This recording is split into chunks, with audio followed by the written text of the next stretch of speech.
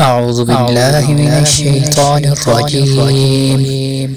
بسم الله الرحمن الرحيم.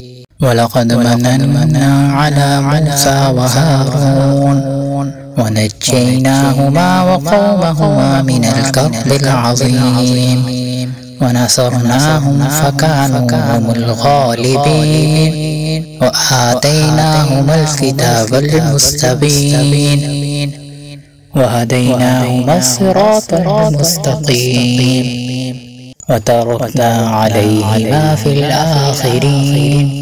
سلام على موسى وهارون إنا كذلك نجزي المحسنين إنهما من عبادنا المؤمنين وإن إلياس لمن المرسلين إذ قال لقومه ألا تتقون أتدعون بعلا وتذرون أحسن الخالقين الله ربكم ورب آبائكم الأولين فكذبوه فإنهم لمحضرون إلا عباد الله المخلصين وتركنا عليه في الآخرين.